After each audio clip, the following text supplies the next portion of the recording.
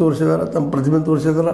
ಮತ್ತು ಇವ್ರು ಬುಮ್ರಾ ಅಂತ ತೋರಿಸ್ತಾ ಇದ್ದಾರೆ. ಇವರು ಬದಲಾಗಿ ಮೋಸ್ಟ್ಲಿ ನಮ್ಮ ಇಲ್ಲಿ ಅಂತ ಹೇಳ್ಕೊಳ್ಳೋದು ಯಶಸ್ಸು ತೋರಿಸಲಾರದಂತಹ ಈ ಪ್ರಸಿದ್ಧ ಕೃಷ್ಣ ಅವ್ರು ಹೊರಗೆ ಕೊಡ್ಬೋದು ಅನ್ನುವಂಥದ್ದು. ಇನ್ನು ಅದೇ ಕಾಲಕ್ಕೆ ನಮ್ಮ ಇಂಗ್ಲೆಂಡ್ ಟೀಮು ಸಹಿತ ಭಾಳ ಅದ್ಭುತವಾಗಿದೆ. ಬೆನ್ ಸ್ಟೋಕ್ ಒಳ್ಳೆಯ ನಾಯಕರು. ಮುಂದೆ ಉಪನಾಯಕರು ಜೆಮಿ ಸ್ಮಿತ್ ಅವರು, ಜಾಕ್ ಕ್ರಾಲಿ ಅವರು, ಬೆನ್ ಡೆಕೆಟ್ ಅವರು, ಓಲಿ ಪೋಪ್ ಅವರು, ಹ್ಯಾರಿ ಬ್ರೂಕ್ ಅವರು, ಜೋ ರೂಟ್ ಅವರು, ಕ್ರಿಸ್ ಓಕ್ಸ್ ಅವರು ಆಗಿರ್ಬೋದು, ಬ್ರೈಂಡನ್ ಕಾರ್ಸ್ ಆಗಿರ್ಬೋದು, ಚೋಪ್ರಾ ಆರ್ಚರ್ ಆಗಿರ್ಬೋದು, ಶೋಬ್ ಬಶೀರ್ ಆಗಿರ್ಬೋದು.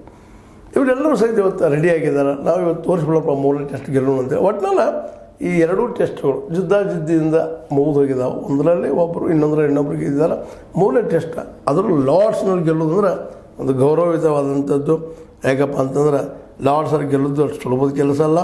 ವಿಶೇಷವಾಗಿ 1932ರಲ್ಲಿ ತನ್ನ ಪ್ರಥಮ ಟೆಸ್ಟ್ ಕ್ರಿಕೆಟ್ ಪಂದ್ಯವನ್ನು ಲಾರ್ಡ್ಸ್ನಲ್ಲಿ ಇಂಗ್ಲೆಂಡ್ ಎದುರು ಆಡಿತ್ತು ಇಂಡಿಯಾ ಇತ್ತು 1932ರಾಗ.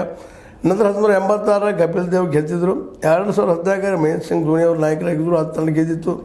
2021ರಾಗ ವಿರಾಟ್ ಕೊಹ್ಲಿ ಮುಂದಾಳತ್ವದ ಬಳಗವು ವಿಜಯ ಸಾಧಿಸಿತ್ತು ಹಿಂದೆ. ಇನ್ನು ಈ ಸಲ ಏನಾಗ್ಬೋದು ನಮ್ಮ ಗಿಲ್ ಅವರ ಸಂದರ್ಭದಲ್ಲಿ ಅಂತ ವಿಚಾರ ಮಾಡ್ತಾ ಏನೋ ಆಗಲಿ ಈ ಮ್ಯಾಚ್ ಎಲ್ಲರಿಗೂ ಕೂದಲು ಮುಗಿಸೋರು 2 ಮಾತಿಲ್ಲ ಅಂತ ಹೇಳ್ತಾ ನಿಮಗೆ ಈ ಮ್ಯಾಚ್ ಲೈಕ್ ಆಗ್ಬೋದು, ಅದನ್ನು ನೀವು ಪೂರ್ತಿಯಾಗಿ ನೋಡ್ಬೋದು ಅಂತ ಭರವಸೆ ಮಾಡ್ತಾ ನಿಮಗೆ ಇದು ಲೈಕ್ ಮಾಡಿ, ಶೇರ್ ಮಾಡಿ, ಕಮೆಂಟ್ ಮಾಡಿ, ಸಬ್ಸ್ಕ್ರೈಬ್ ನಿಲ್ಲಿಸಬೇಡ್ರಿ. H60 ನ್ಯೂಸ್ ಅರ್ಥ ದೇಶ ತಾನು ಸದ್ಯ ಕೈಗೊಂಡು ವಂದನೆಗಳು.